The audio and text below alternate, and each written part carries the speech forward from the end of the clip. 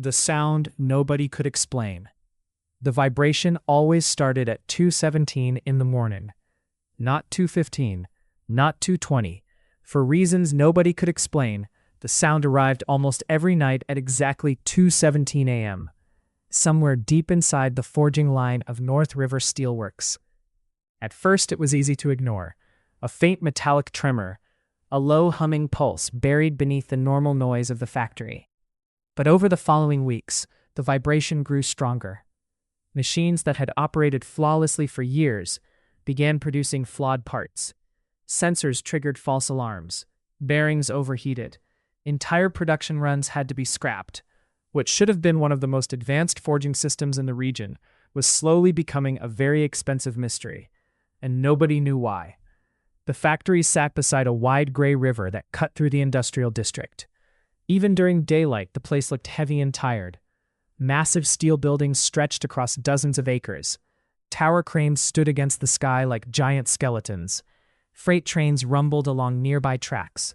The smell of oil, wet concrete, and hot metal never seemed to leave the air. For generations, families had worked there. Fathers, mothers, sons, daughters. Some employees could point to 3 different relatives whose hands had helped build the facility decades earlier. Now, those jobs were at risk. The new forging line represented a major investment. Management had promised growth, expansion, security. Instead, every day the shutdown continued cost thousands of dollars. The pressure inside the administration offices was becoming impossible to ignore. Engineers from 3 separate firms had inspected the system. Manufacturer representatives had flown in from across the country. Consultants carrying expensive equipment spent days collecting data. Every theory sounded convincing. Every solution failed.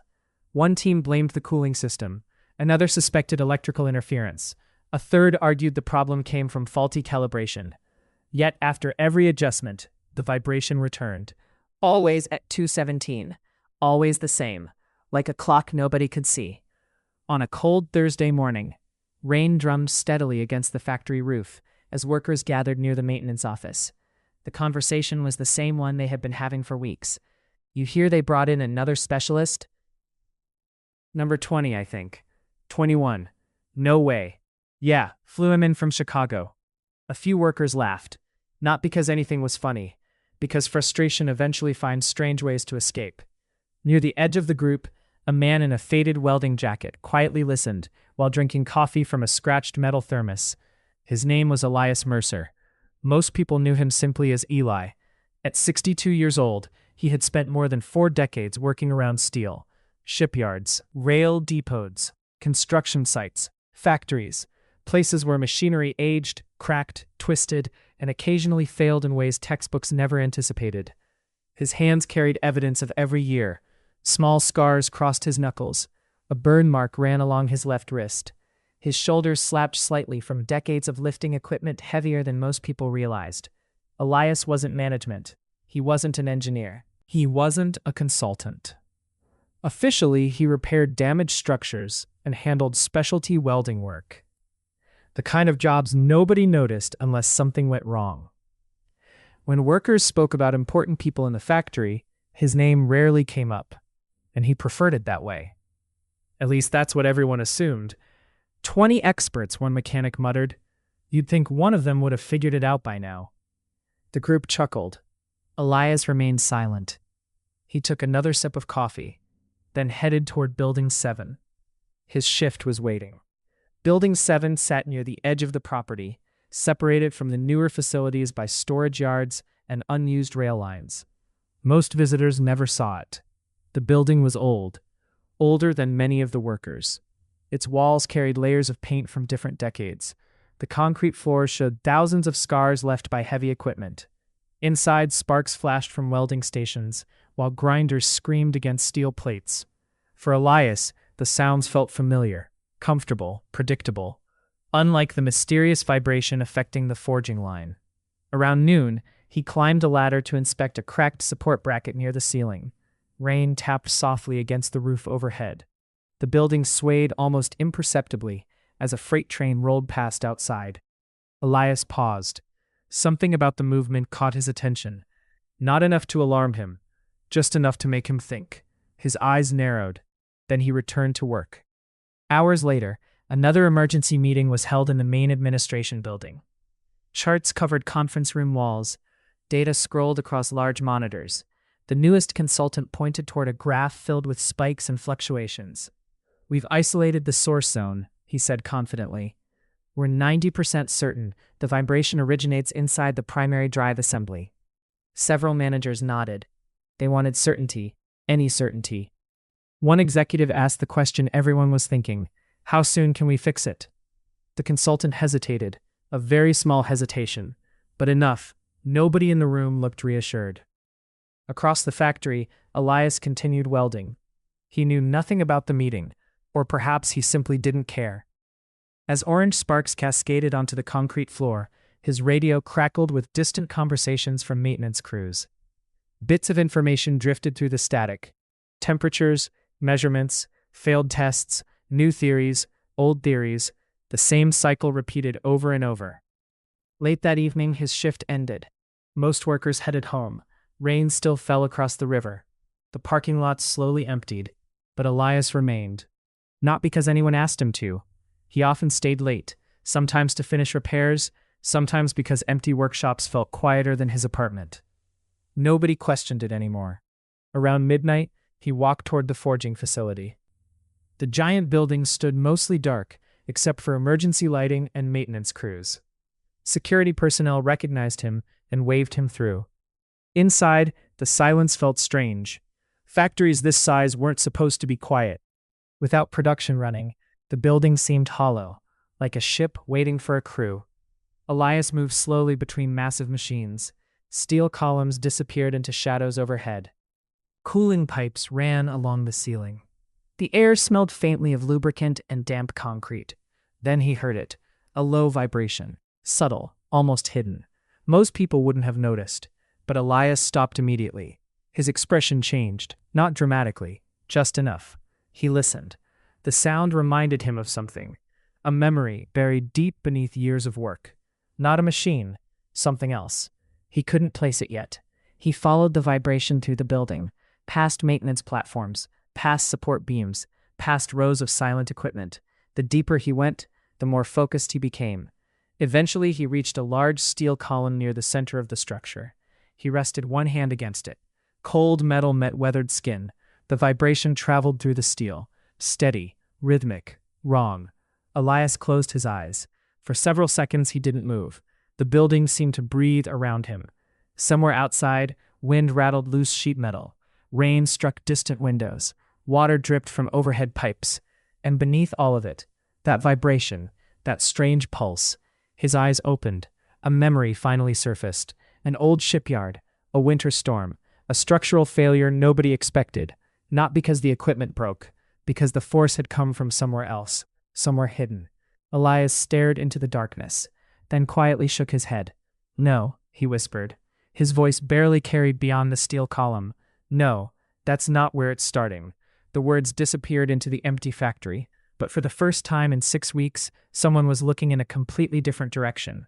And Elias Mercer had a feeling that 20 experts might have been listening to the wrong sound all along. What experience remembers? The next morning, the rain was gone. A pale winter sun hung over North River Steelworks, casting long shadows across the yard. Forklifts moved between storage areas. Freight cars clattered over switching tracks. Workers clocked in carrying coffee cups and lunch pails, trying to behave as if the factory's future wasn't hanging by a thread. But everyone felt it. The uncertainty, the rumors, the quiet fear that if the forging line couldn't be fixed, layoffs would come next. Elias Mercer spent most of the morning repairing damaged safety railings near a loading platform. The work required concentration, but his mind kept drifting back to the vibration. More specifically, to what he had felt through the steel column the night before. The sensation bothered him, not because it was unfamiliar, because it was familiar. Too familiar. Around noon, he sat alone in a corner of the cafeteria with a bowl of soup and a folded notebook. While other workers discussed sports, overtime schedules, and weekend plans, Elias sketched rough diagrams on a piece of paper. Columns, support beams, load directions, expansion joints. He wasn't trying to prove anything. He was trying to understand a feeling. Across the room, several younger technicians were discussing the latest inspection. I heard they're replacing another drive assembly. That's the third one. Fourth. Seriously? Management's desperate. The conversation drifted away. Elias kept drawing. 35 years earlier, he had worked at a shipyard nearly 500 miles away. The memory returned in fragments. Cold wind, steel decks, welding torches, a vibration that everyone blamed on faulty machinery. Weeks later, they discovered the real cause. A structural modification made years before. A small change, barely noticeable. Yet under the right conditions, it transferred stress through the entire structure. Machines were blamed. The building was guilty. The memory sat heavily in his mind. By the end of lunch, Elias had filled 3 pages. For the first time, a theory was beginning to take shape. That evening, he walked through parts of the facility most employees ignored. Storage corridors, maintenance tunnels, old service platforms hidden behind machinery. Places built decades earlier and rarely visited. The forging line occupied the newest section of the complex, but it had been attached to older structures during expansion projects. That detail kept bothering him. Buildings weren't frozen in time. They aged, settled, shifted, expanded, contracted. Steel remembered every season, every load, every repair. Most people thought structures stood still. Elias knew better. As temperatures dropped after sunset, he continued tracing support pads through the building. At one point, he stopped near a concrete wall where an old expansion joint had been sealed years earlier. He crouched down, ran his fingers across the surface, studied the repairs. Something wasn't right. The joint should have allowed movement. Instead, it appeared partially reinforced during a renovation. A seemingly harmless modification. Unless the building needed that movement, then it wasn't harmless at all. A faint feeling of unease settled into his chest. For the next several days, Elias quietly investigated whenever time allowed. He took measurements, compared old maintenance records, studied forgotten blueprints stored in dusty cabinets. The deeper he looked, the stranger the picture became. Small inconsistencies appeared everywhere, none of them dangerous by themselves, but together they formed a pattern nobody seemed to be seeing. One evening, he found an engineering drawing dated 12 years earlier, the expansion project, the very project that connected the forging facility to the older structure. He spread the document across a workbench and examined every detail. Then he saw it, a handwritten revision note, tiny, easy to miss, a support modification made late in construction, approved, installed, forgotten. Elias stared at the note for several seconds. His heartbeat quickened, not from excitement, from concern, because the revision explained everything. If he was right, and that was a dangerous thought, experience had taught him that certainty could be expensive, especially when people's jobs depended on it. That night, he drove home through empty streets. His apartment sat above an old hardware store. Nothing fancy, just 2 small rooms and a narrow balcony overlooking the river. Inside, the walls held very little decoration: a bookshelf, a kitchen table, several framed photographs. One picture showed a younger Elias standing beside a group of shipyard workers decades earlier. Another showed a woman smiling into the camera, his wife, Clara, gone nearly 8 years now. Elias sat quietly beneath the photograph. The notebook rested on the table. The evidence was growing, so was the doubt, because another memory had returned, one he preferred not to revisit. Years ago, at the shipyard, he had warned supervisors about a structural concern. He remembered standing inside a meeting room, remembered explaining what he had seen, remembered being dismissed. A few weeks later, an equipment platform collapsed. Several workers were injured. Nobody blamed Elias. In fact, many admitted he had been right. But that didn't matter. The guilt stayed. He often wondered if he should have pushed harder, argued louder, refused to let the issue go. Instead, he learned a painful lesson. Sometimes being right wasn't enough. Since then, silence had become easier, safer. The following afternoon, Elias returned to the factory carrying copies of his notes. For nearly an hour, he stood outside the administration building, watching employees come and go, debating with himself. Maybe he was wrong. Maybe he had missed something. Maybe 20 experts had already considered the possibility and ruled it out. But another part of him knew that wasn't true. The theory was unconventional. Most specialists focused on machinery. Very few focused on the building beneath it. Finally, he walked inside. The receptionist directed him toward a conference room where several engineers and consultants were reviewing new data. The moment Elias entered, conversations paused briefly, not out of disrespect, mostly surprise. People weren't accustomed to seeing welders attend engineering meetings. The lead consultant glanced up. "Can we help you?" Elias placed his sketches on the table. "I think you're looking in the wrong place." The consultant barely looked at the papers. His expression remained polite but distant. "We've already completed structural evaluations." Elias nodded. "Not this one." A few uncomfortable seconds passed. The consultant flipped through the pages, then set them down, clearly unconvinced. The old feeling returned, the familiar sensation of not being heard. Elias almost gathered his notes and left. Almost. Then someone else reached for the sketches.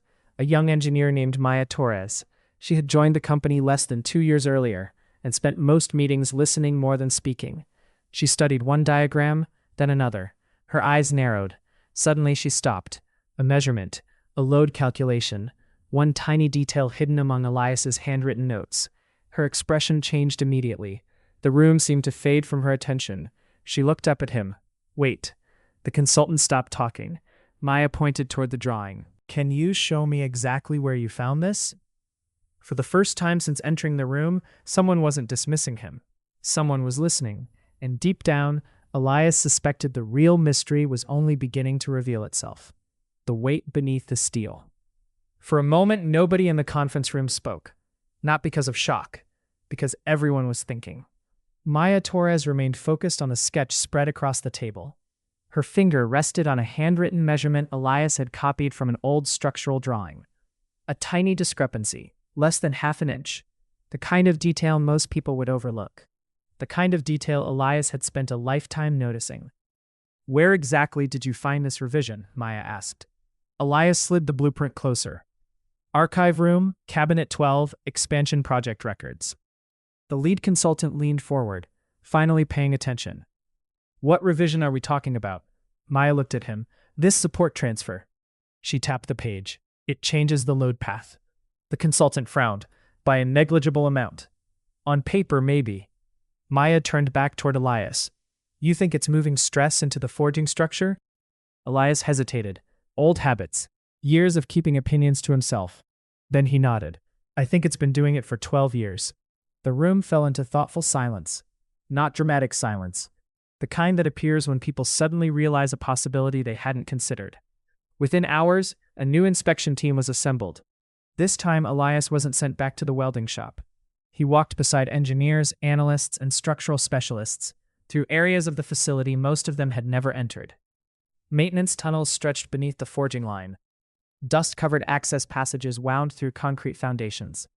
Old support chambers sat hidden behind locked doors. As they moved deeper underground, flashlights illuminated steel columns disappearing into shadows. The factory felt different down there. Older, less polished, more honest. You could see the history of every expansion project, every repair, every compromise. Years layered upon years. The further they investigated, the more Maya's expression changed. Measurements matched Elias's theory. Then another matched. Then another. Small clues began connecting together. The vibration wasn't originating inside the machine. It was arriving from somewhere else, transferred through structural members that had gradually shifted under decades of stress. The machine had become the messenger, not the problem. 3 days later, management gathered for another emergency meeting. This one felt different. No one was discussing software updates, or replacement components, or sensor calibrations. Now they were discussing the building itself. The proposed repair would require a complete shutdown, not for hours, for days. Sections of structural support would need to be opened, reinforced, modified. The cost would be enormous. One executive stared through the conference room window toward the factory. "And if this theory is wrong?" Nobody answered immediately, because it was a fair question. The repair carried enormous risk, but so did doing nothing. Eventually, Maya spoke. "We verified every measurement." The consultant nodded reluctantly. "So far, the evidence supports it." The executive turned toward Elias. Perhaps for the first time, he truly noticed the welder standing in the room. "You believe this is the cause?" Elias looked through the glass toward the sprawling facility outside. Hundreds of people worked there. Families depended on those jobs. He understood what was at stake. Finally, he answered, "I believe it's where the truth is." The repair was approved the following morning. Winter arrived early that year. Cold winds swept across the river as crews prepared for one of the largest structural interventions in the facility's history. Cutting torches illuminated the darkness beneath the forging line. Temporary supports were installed. Concrete sections were opened. Old steel members were exposed for the first time in over a decade. The work continued day and night. Every shift brought new discoveries. Some confirmed the theory. Others raised new questions. Then, on the sixth day, they found it, the flaw, hidden behind layers of reinforcement and concrete. A structural transfer assembly installed during the expansion project. The modification itself wasn't defective. The problem was where it had been placed. Over 12 years, seasonal expansion, vibration, and load cycling had gradually concentrated stress into areas never designed to absorb it. The effects were microscopic at first, then cumulative, then significant. The vibration wasn't random, it was predictable. The building had been warning them for years. Nobody knew how to listen. Word spread quickly through the factory, not as gossip, as relief. For the first time, workers felt like there was an answer, a real answer. The final repairs took another week. Then came the moment everyone had been waiting for. Restart day. The entire facility seemed unusually quiet that morning. Workers gathered along observation areas. Engineers monitored sensors. Managers watched from control rooms. Even employees whose jobs had nothing to do with the forging line found excuses to be nearby. Outside, pale sunlight reflected off patches of snow. Inside, the startup sequence began. Systems powered on. Hydraulics engaged. Conveyors moved. Monitors flickered with live data. One by one, components returned to life. Then the forging line started. Everyone watched. Nobody spoke much. The machine accelerated gradually. Temperatures stabilized. Pressure levels normalized. The familiar operational rhythm returned. 5 minutes passed. 10, 20. No vibration. The system continued running smoothly. For the first time in 6 weeks, the mysterious tremor was gone. Not a cheer, not an eruption of applause, just a collective exhale. The kind that comes when people have been carrying tension for far too long. Maya glanced toward Elias. He simply watched the machines. Calm. Thoughtful. Almost as if he had already moved on. A few reporters eventually contacted the company. Industry publications wrote articles about the repair. Executives received recognition. Consultants updated reports. The story spread farther than Elias expected, and farther than he wanted. Whenever someone called him a hero, he became uncomfortable. Whenever people praised him for fixing the problem alone, he corrected them, because he hadn't fixed it alone. Dozens of workers had helped uncover the truth. Dozens more had completed the repair. That mattered to him. Months passed. Production returned to normal. Layoff rumors disappeared. New hiring plans were announced. The crisis slowly faded into company history. One spring morning, Elias arrived for work and noticed unusual activity near an administrative building. Construction crews had finished renovating an unused training room. Employees gathered nearby. Coffee was being served.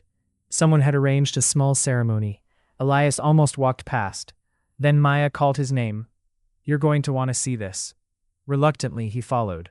Near the entrance stood a polished metal plaque mounted beside the doorway. Nothing flashy, nothing oversized. Simple, permanent. Elias stepped closer. The inscription read, "Elias Mercer Training Center, because experience is knowledge that remembers." For several moments he said nothing. His reflection stared back from the brushed steel surface. A welder, a maintenance worker, an ordinary man who had spent most of his life unnoticed. Around him, people continued talking, laughing, working, living. The factory hummed steadily in the background. Healthy, stable, alive. Maya stood beside him. "You earned it." Elias smiled faintly, then shook his head. "No." He glanced toward the massive buildings stretching across the riverfront. "The place earned it." Neither spoke after that. There wasn't much more to say. A warm breeze moved through the yard. Workers crossed between buildings carrying tools and equipment. The same routines continued. The same jobs, the same lives. Yet something had changed. Not because a machine was repaired, not because a mystery was solved, but because people had remembered something easy to forget. Knowledge doesn't always arrive wearing a suit. Sometimes it comes with scarred hands, a faded welding jacket, and decades of experience quietly paying attention to what others overlook. Elias touched the edge of the plaque once, then turned toward the welding shop. There was work to do. As he walked away, the steady rhythm of machinery echoed across the facility. This time, there was no vibration hidden beneath it, only the sound of a factory moving forward, and a legacy that would remain long after the sparks from his torch had faded. Chapter 4: The Things That Stay Behind. 3 months after the repair, North River Steel Works felt like a different place.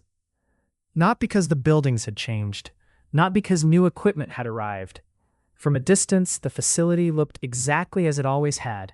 Long rows of steel structures beside the river, freight trains moving through the yard, cranes turning slowly against the sky.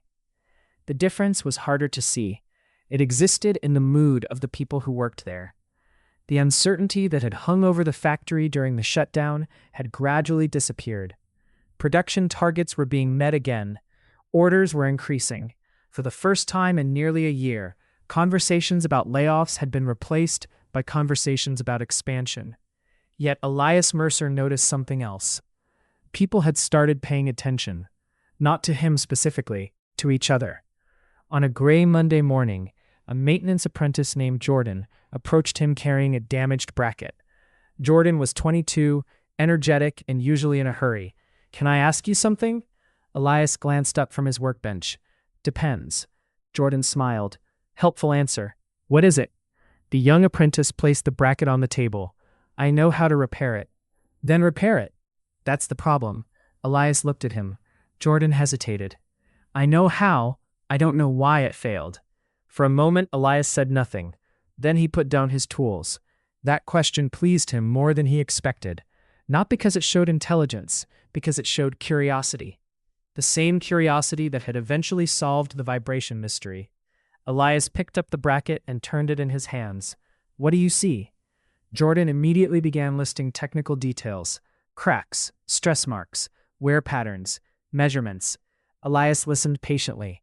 When he finished, the older welder nodded. "Good." Then he asked what happened before the crack appeared. Jordan frowned. "What do you mean? What caused it?" The apprentice looked confused. "The metal failed." Elias shook his head. "The metal tells a story. You're only reading the last page." Jordan stared at the bracket again, this time differently, not as a broken object, as evidence. A small smile appeared on Elias's face. That was how knowledge survived, not through manuals, through questions. Over the following weeks, more employees began visiting the training center. The room that carried Elias's name was never intended to honor him alone. Management had transformed it into a place where experienced workers shared lessons with younger generations. Practical knowledge, hard-earned mistakes, stories nobody could find in textbooks. At first, attendance was modest. Then it grew. One afternoon, Maya Torres entered the room and found nearly 30 employees gathered around an old structural drawing. Elias stood at the front, not lecturing, explaining. He pointed toward a faded blueprint pinned to the wall. When people look at plans, they usually focus on what's there. Several workers nodded. They should also focus on what changed. The room grew quiet. Most problems don't start when something is built. He tapped the drawing. They start years later, after enough small decisions pile up. Maya watched from the back. The scene made her smile. Months earlier, Elias would never have volunteered to teach anyone. Now he was doing something far more valuable than solving a single problem. He was passing experience forward. Outside the training center, however, another challenge was developing. A major client planned to visit North River Steel Works to evaluate future contracts. The company wanted everything to appear perfect. Fresh paint appeared throughout the facility, signs were replaced, walkways were cleaned, managers reviewed presentations repeatedly. Everyone focused on appearances, everyone except Elias. During a routine inspection, he noticed unusual wear developing on a loading crane near the river docks. Nothing serious, not yet, but something felt wrong. The pattern reminded him of another issue he had encountered years ago. The warning signs were subtle, easy to dismiss. He considered mentioning it immediately, then stopped, not because he doubted himself, because he wanted evidence first. Over the next several days, he quietly observed the crane. measured movements, tracked operating conditions, compared maintenance records. The more he learned, the more concerned he became. Eventually, he brought his findings to Maya. She studied the information carefully, then sighed. You know, management isn't going to like this. No. They've spent weeks preparing for the client visit. Elias nodded. I know, and you're suggesting we shut down one of the busiest loading areas. Temporarily. Maya laughed softly. You have terrible timing. So I've been told. For a few seconds, neither spoke. Then Maya gathered the documents. Let's do it anyway. The inspection revealed a developing fatigue issue inside the crane assembly. Nothing catastrophic, nothing dramatic. But left unresolved, it could eventually become dangerous. Repairs were scheduled immediately. Management wasn't thrilled. The client visit had to be adjusted. Schedules changed. Budgets shifted. Yet the decision proved correct. Weeks later, company leadership privately admitted the early intervention likely prevented a major operational problem. Word spread quickly, not as praise, as confidence. People had begun trusting a different approach. The lesson from the forging line had stayed with them. Listen carefully. Question assumptions. Respect experience. Late one afternoon, nearly a year after the original shutdown, Elias stood beside the river at the edge of the property. The water moved slowly beneath a golden sunset. The factory hummed behind him, not loudly, steadily, like a heartbeat. Maya approached carrying 2 cups of coffee. She handed him one. Thinking? Usually. She looked toward the facility. You realize people talk about that repair like it's company folklore now. Elias chuckled. Give it another year. They'll exaggerate everything. They already do. That's how stories work. The evening wind carried distant sounds from the yard. Engines, tools, voices. Life continuing. After a while, Maya asked a question. Do you ever wish you'd become an engineer? Elias considered it carefully, then smiled. No. Why not? He stared across the river. Because I became a welder. Maya waited. And? Elias looked back toward the factory, toward the workers finishing their shifts, toward the buildings that had shaped most of his life. Turns out that was enough.